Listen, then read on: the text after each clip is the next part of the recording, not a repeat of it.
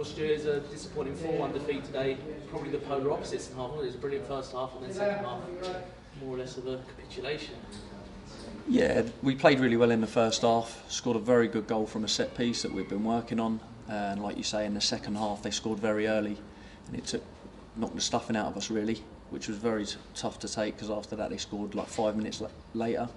And it's tough. We've had not a lot of continuity in the back four. You know, we've had four defenders out injured today, which doesn't help. The other night, like Meeks goes off injured, and he's an experienced lad. I think when we concede that goal early on in the second half, he'll get the lads together, and then we'll go again and regroup. But they punished us today with their quality.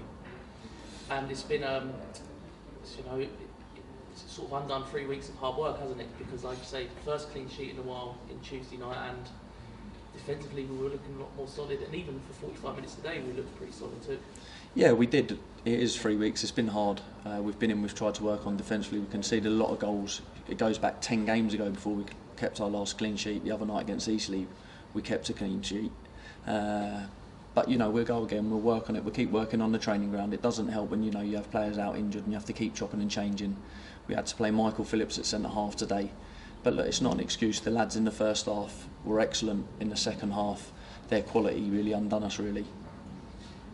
And just going back to, I think what Matt said in midweek, is about building that confidence, and was it disappointing the manner of the goals as well, not so much the amount of them?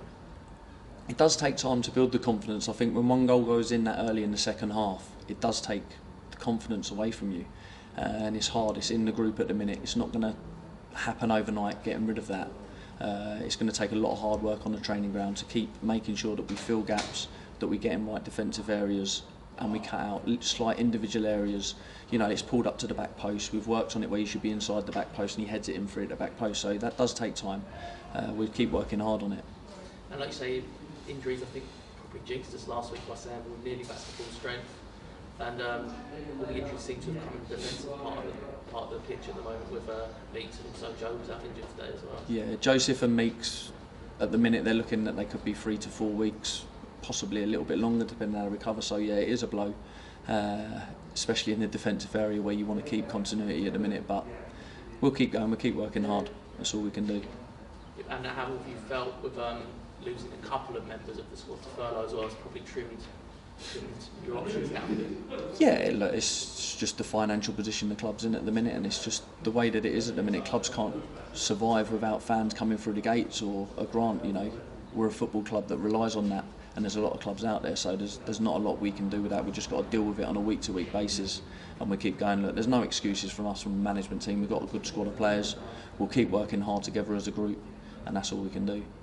Does the issues with the league play on players and management's team's mind as well? Because, like you say, we're a part-time club and people have jobs and families to feed. You try not to think about it. You just try to focus one game at a time in football. You know, go one game at a time.